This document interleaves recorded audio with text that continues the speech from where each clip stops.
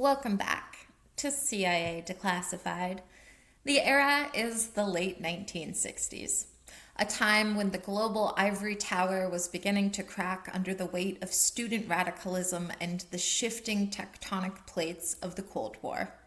While the evening news is dominated by the roar of jet engines over Hanoi, a much quieter, more insidious struggle is taking place within the wood-paneled seminar rooms of Paris and Moscow.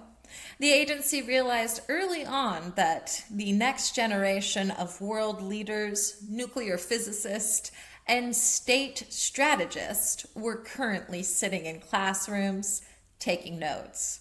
To influence the future, the CIA didn't just need soldiers. They needed scholars who could bridge the gap between intelligence gathering and higher education.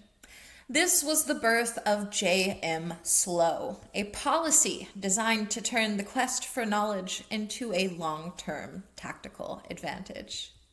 How did a program of academic infiltration receive the designation JMSLOW? Records from the Directorate of Operations indicate that the cryptonym follows a specific naming convention used during the Johnson and Nixon administrations. The JM prefix was historically assigned to projects focused on Western Europe and international political influence operations during this period. The suffix slow was not a commentary on the intelligence of the participants, but a literal reference to the slow burn nature of the operation. Unlike traditional espionage, where an asset provides immediate tactical data like troop movements or code books, JMSLOW was built for a decades-long return. The goal was to plant an agent as a freshman and wait 20 or even 30 years for them to climb the greasy pole of foreign bureaucracy until they reached a position of real power. It was the intelligence equivalent of planting an oak tree rather than picking a wildflower. JMSLOW was the master class in patience. To understand the depth of this intellectual infiltration, we must examine the declassified evidence. Here is the technical reality of the policy, where every scholarship had a hidden price. JMSLOW was a CIA policy established to facilitate the spotting, assessing, and recruiting of foreign students attending elite Western universities. A quote from a declassified 1967 internal briefing. The university is the most cost-effective training ground for foreign elites. We are not just observing them, we are shaping the environment in which they learn to think. End quote. Records confirm the CIA created front foundations to offer scholarships specifically to students from denied area countries like Poland and East Germany. Logs show that JMSLOW assets were instructed to maintain deep academic cover, often completing PhD programs to establish lifelong credibility. A quote from a declassified field report dated 1969. A professor who can influence a future prime minister is worth more than 10 telephone taps in a suburban embassy. End quote. The policy utilized academic talent spotters, real professors who were witting agency contractors, to identify students with high leadership potential.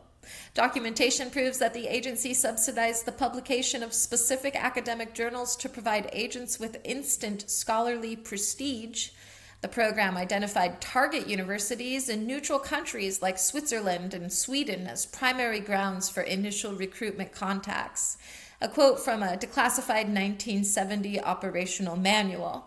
The beauty of the academic cover is that curiosity is expected. A student asking questions about state policy is a scholar. A diplomat doing the same is a spy. End quote. Records show the agency developed psychological profile matrix to determine which student was most pliable based on their academic interest. Logs indicate that JMSLOW agents were provided with alibi funding, laundered money designed to look like legitimate research grants or family inheritances. Records prove the agency conducted mock seminars at safe houses to train agents in how to steer academic debates toward pro-Western ideologies. Documentation shows the CIA pressured university administrators to grant tenure to specific assets to ensure their long-term placement. Internal ledgers confirm the agency spent hundreds of thousands of dollars on translation services to help agents publish their work in the target country's native language. Records indicate that the operation's primary success metric was not intelligence produced, but positional placement within a foreign government.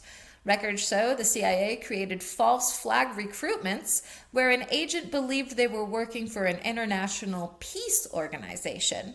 Internal files reveal the policy included ethics workshops to help agents reconcile their dual lives as scholars and clandestine assets. The agency maintained a master list of foreign exchange students who demonstrated a psychological profile favoring social stability over revolutionary change. Records confirm that JMSLOW assets were often used to provide atmospheric reporting on the morale of foreign student populations. Documentation proves the agency utilized dead letter boxes hidden within university library stacks for agents to drop off intelligence reports. The policy prohibited agents from engaging in overt political activism to avoid compromising the cover of their academic persona. Internal memos show the CIA tracked the career trajectories of former scholarship recipients for up to 40 years post-graduation. Logs prove the agency utilized cultural attachés at embassies as the primary handlers for student assets. Records show the CIA sponsored international academic conferences purely as a venue for agents to bump into high-value foreign targets. Documentation reveals that the agency developed invisible inks that were compatible with standard university-issue blue book exam paper.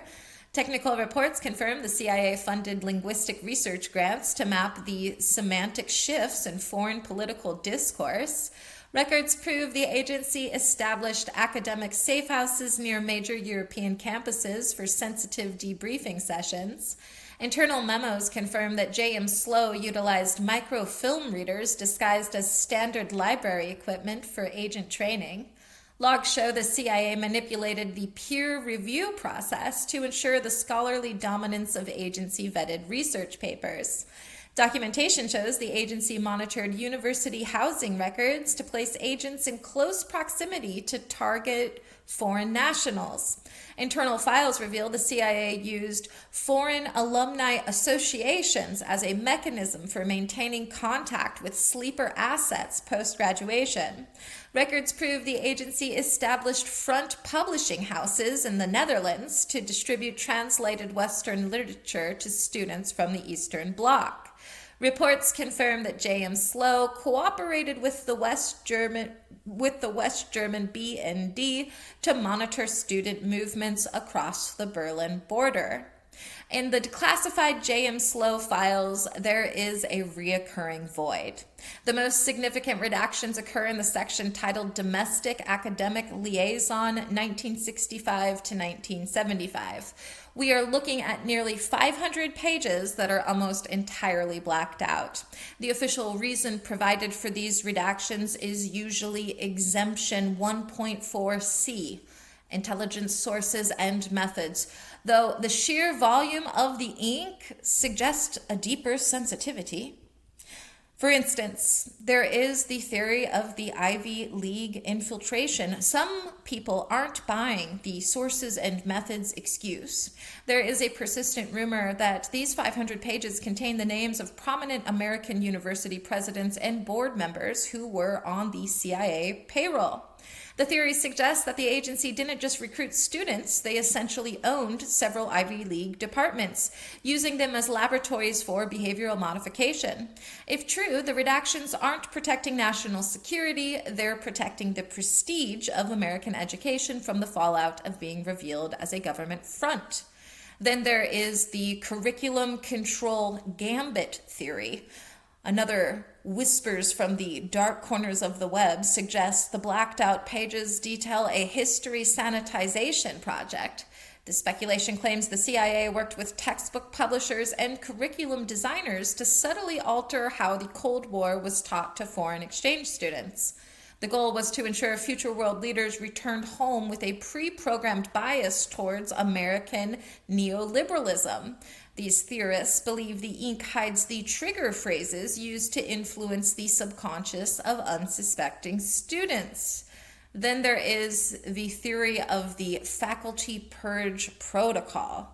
Now, for something a bit more chilling, certain historical skeptics believe the redactions hide a shadow tenure system.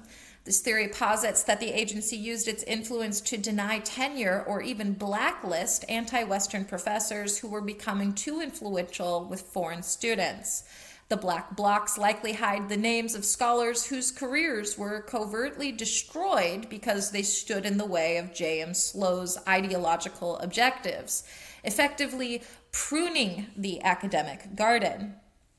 Then there is the inorganic influence theory. The most out there theory circulating is that the redactions hide a linguistic virus experiment. Adherents believe the 500 pages detail the development of specific syntactic structures designed to make the human brain more receptive to Western propaganda. They claim the agency tested these word patterns in lectures to see if they could increase the pliability of student populations. According to this theory, the black ink is the only thing keeping the instruction manual for global mind control from the public eye. And lastly, there is the scholar swap conspiracy. Rumors from retired intelligence officers suggest the missing pages detail a scholar swap program where the agency replaced abducted foreign students with identical synthetic assets. This theory suggests that the 500 pages contain the biological data and replacement criteria used to swap real scholars for agency doppelgangers. The black ink supposedly hides the locations of the holding facilities where the original students were kept until the synthetic agents had successfully infiltrated the target government. Was JMSLOW a success? Tactically, it was a mixed result. Many agents were successfully placed, but the slow burn nature meant that by the time they reached power, the geopolitical landscape had often changed. Strategically, it was a high-value success. The policy successfully established a linguistic and cultural bridge between the agency and the rising elites of the Third World. It was an objective success in ideological seeding, as evidenced by the proliferation of pro-Western economic policies in former Soviet bloc nations in the 1990s. Furthermore, it was a success in network resilience, with many assets remaining active and undetected for over 30 years. The program successfully proved that intellectual patience is a force multiplier in international relations. It established that the agency could successfully bypass official diplomatic channels to influence foreign policy from the inside out. Ultimately, it was a success because it allowed the U.S. to inherit foreign bureaucracies without firing a single shot, effectively turning the global education system into an auxiliary wing of the State Department. The operation was a success because it gave the agency a 30-year head start on mapping the psychological landscape of the global elite. It successfully turned the world's most prestigious degrees into a form of permanent soft power security clearance for Western assets. As far as technological and operational breakthroughs are concerned, JMSLOW resulted in operational breakthroughs that define how modern influence is exerted today, such as behavioral network analysis. The psychological profile matrices developed for students evolved into modern predictive social analytics used today by data firms to forecast political unrest and consumer trends. Clandestine scholarship laundering. The alibi funding techniques led to the modern system of dark money endowments, where foreign entities fund university chairs to exert subtle policy influence. Targeted information dissemination. The use of subsidized academic journals was the precursor to modern content seeding on professional networking platforms. and ideological vulnerability mapping. The agency's study of pliable students led to the development of cognitive security protocols used by governments today to defend against foreign disinformation. JMSLOW reminds us that the classroom is a silent battlefield. The policy proved that an agency doesn't need a gun if they have a podium and a curriculum. We are still living in a world where the intellectual DNA of entire nations was spliced in the mid-20th century by agency-backed scholars. The legacy of those quiet recruitment meetings in dusty libraries remains a reality for every international student today. Every modern think tank that receives anonymous funding is a child of the JMSLOW architecture. The program effectively created a shadow alumni network that spans the globe's most powerful institutions. We now understand that the true deep state is often found in the deep stacks of a university library, waiting for the next generation to arrive. The University Hall is no longer a sanctuary of pure thought, but a refinery for strategic influence. Thanks for listening. Stay curious, and remember, the person teaching your next lecture might be graded on more than just your midterm.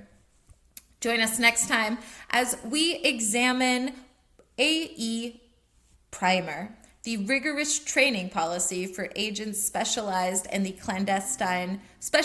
the clandestine photography of military documents. It was a war of apertures and exposure.